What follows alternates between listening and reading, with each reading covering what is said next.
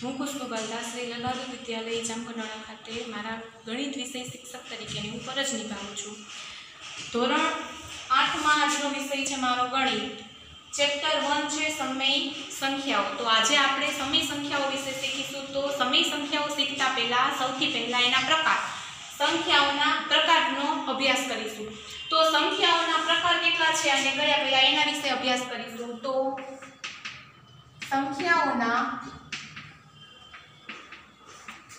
5 પ્રકાર છે.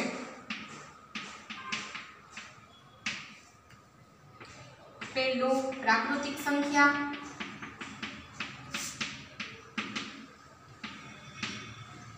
બીજું પૂર્ણ સંખ્યા,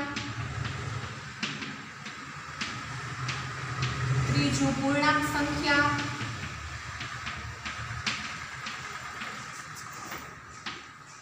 ચોથું સમય સંખ્યા, પાંચમું વાસ્તવિક સંખ્યા. કયા કયા પ્રકાર છે? કુલ પ્રકાર 5: પ્રાકૃતિક સંખ્યા, પૂર્ણ સંખ્યા, પૂર્ણાંક સંખ્યા, સમય સંખ્યા અને વાસ્તવિક સંખ્યા. અહીંયા જે પાંચમી છે વાસ્તવિક સંખ્યા, તે તમારે ધોરણ 8માં એનો અભ્યાસ કરવાનો છે નહીં. ખાલી અત્યારે આ 4 જ સંખ્યાનો આપણે અભ્યાસ કરીશું. તો સૌથી પહેલા આવે છે પ્રાકૃતિક સંખ્યા. હવે પ્રાકૃતિક સંખ્યાને અંગ્રેજીમાં નેચરલ નંબર કહે છે. શું કહે છે? Natural number. હવે એની વ્યાખ્યા જોઈએ તો કે પ્રાકૃતિક સંખ્યા કોને કહેવાય? તો કે જે સંખ્યાની અંદર, જે સંખ્યાઓમાં 1 2 3 4 થી અનંત સુધીની બધી સંખ્યાના જથ્થાને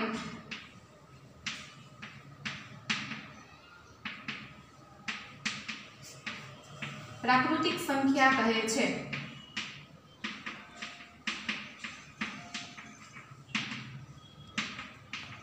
હવે પ્રાકૃતિક સંખ્યાનો સંકેત શું છે? તો કે પ્રાકૃતિક સંખ્યાને કેપિટલ N વડે દર્શાવાય છે. કોના વડે? Capital N.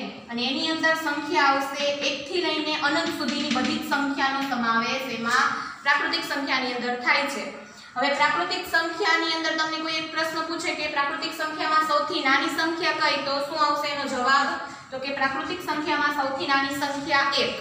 અને જો એવો પ્રશ્ન પૂછે કે પ્રાકૃતિક સંખ્યામાં સૌથી મોટી સંખ્યા, તો કે સૌથી મોટી સંખ્યા કઈ છે એ તમે કહી શકશો નહીં, કારણ કે પ્રાકૃતિક સંખ્યા છે અનંત સુધી વિસ્તરેલી છે. સૌથી નાની સંખ્યા શરૂઆત 1 થી થાય છે અને એ અનંત સુધી છે. એટલે પ્રાકૃતિક સંખ્યામાં મોટી સંખ્યાનો તમે ચોક્કસ ઉલ્લેખ કરી શકો નહીં, કારણ કે એ અસંખ્ય છે. ઉદાહરણ જોઈએ તો કે x + 5 = 10. હવે આપણે ઉકેલ મેળવવો છે કે x ની કિંમત શું મળશે અને x ની કિંમત છે એ પ્રાકૃતિક સંખ્યામાંથી જ મળે છે કે નહીં. હવે ધારો કે આપણે લઈએ કે x = 5 મૂકીએ સમીકરણની અંદર, જ્યાં x છે ત્યાં 5. તો 5 + 5 એટલે 10 કિંમત મળે છે. તો 10 = 10 બરાબર થઈ ગયું ઇક્વેશન. તો અહીંયા x ની કિંમત 5 લીધી, શેમાંથી મળી?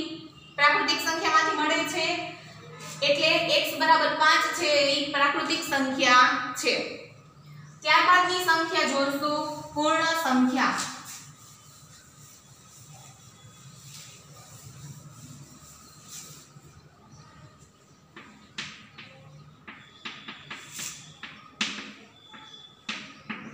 જેને અંગ્રેજીમાં હોલ નંબર તરીકે ઓળખવામાં આવે છે. હવે એની વ્યાખ્યા શું આવે છે પૂર્ણ સંખ્યા? તો કે જે સંખ્યાઓમાં 0 થી લઈને બધી જ મોટી સંખ્યા 0 1 2 3 4 થી અનંત સુધીની બધી જ સંખ્યાઓના જથ્થાને પૂર્ણ સંખ્યા કહે છે. પૂર્ણ સંખ્યા માટે કયો સંકેત વપરાય છે? તો કે W. કોના વડે દર્શાવાય? W વડે.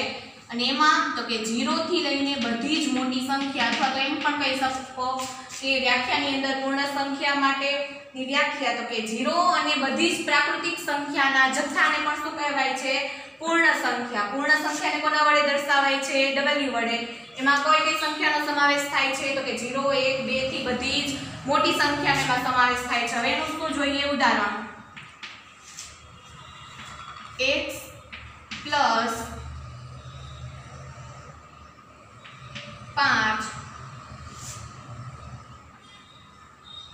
બરાબર 5 શું છે?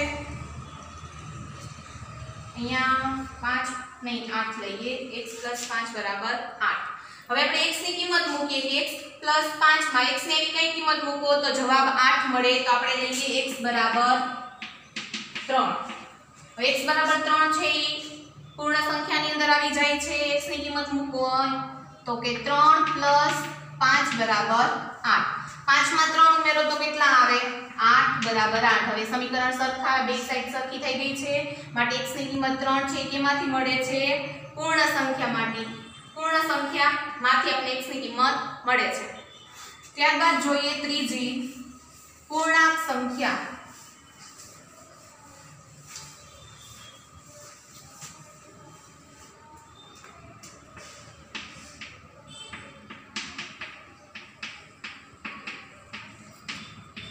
પૂર્ણાંક સંખ્યાને અંગ્રેજીમાં ઇન્ટીજર્સ નંબર કહે છે.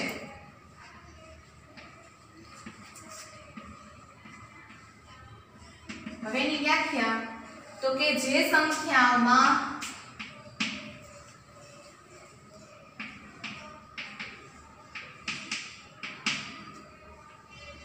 બધી જ ઋણ સંખ્યા, શૂન્ય અને બધી જ ધન સંખ્યાનો સમાવેશ થતો હોય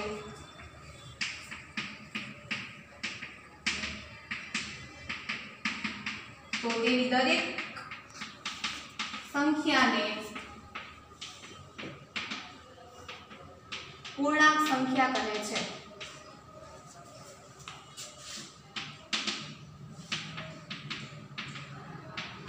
પૂર્ણાંક સંખ્યાને z વડે દર્શાવાય છે. અને એમાં કઈ સંખ્યાનો તો કે પેલા ઋણ સંખ્યા -4 -3 -2 -1 0 1 2 3 થી અનંત સુધી. ઋણમાં પણ અનંત સુધી અને ધનમાં પણ અનંત સુધી વિસ્તરેલી છે. અને શૂન્ય, આ ત્રણ સંખ્યાનો સમાવેશ થાય છે. ધન, ઋણ અને શૂન્ય.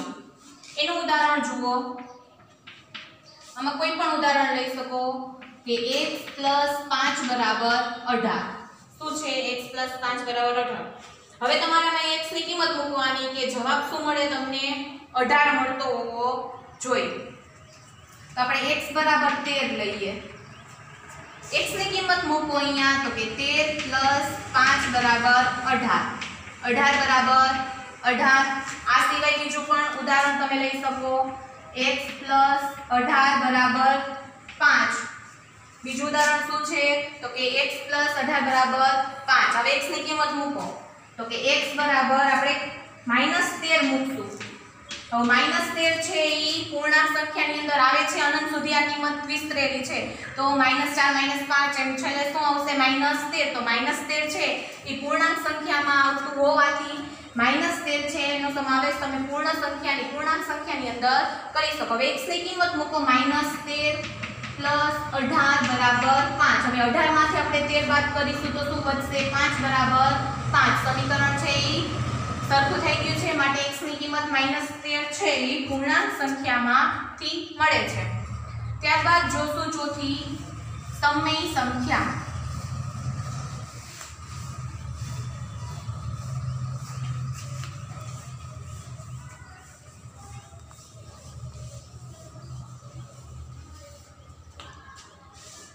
ચોથી સંખ્યા છે સમય સંખ્યા.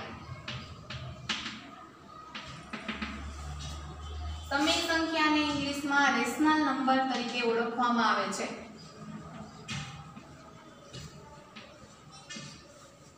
એની વ્યાખ્યા તો કે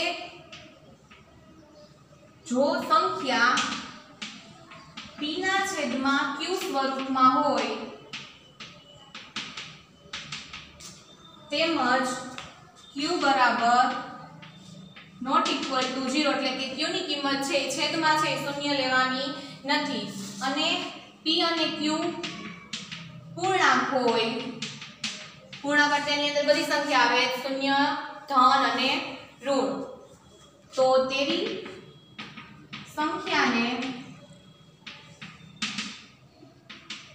સમય સંખ્યા કહે છે।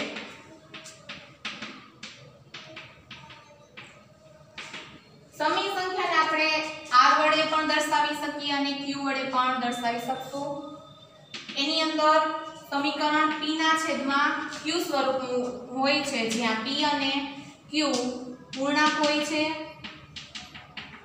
પરંતુ q ની કિંમત શૂન્ય હોતી નથી શૂન્ય સિવાયની છેદમાં છે આપણે શૂન્ય છે એ લઈ શકીએ નહીં એટલે q ની કિંમત બધી કેવી લેવાની છે શૂન્ય સિવાયની। એનું ઉદાહરણ જોઈએ x + 2 બરાબર 5 હવે x ને કરતા બનાવો તો 5 - 2 બરાબર 3 x ની કિંમત 3 છે તો આમાં આવી શકે। ત્યારબાદ બીજું ઉદાહરણ 5x બરાબર 7 હવે x ને કરતા બનાવો 5 ક્યાં જાય છેદમાં તો x બરાબર 7 ના છેદમાં 5 તેનું સ્વરૂપ કોના જેવું છે p ના છેદમાં q સ્વરૂપનું છે। તો આજે આપણે 4 સંખ્યાઓ શીખ્યા એના પ્રકાર પૂર્ણ સંખ્યા પ્રાકૃતિક સંખ્યા સમય સંખ્યા તેમજ પૂર્ણાંક સંખ્યા। હવેના નેક્સ્ટ લેક્ચરની અંદર એના ગુણધર્મો વિશેની સમજૂતી મેળવીશું અને આજનું હોમવર્ક છે તમારે આ ચારે ચાર પ્રકાર છે એની સમજૂતી મેળવીને એક વખત વ્યાખ્યા લખીને પાકી કરવાની છે।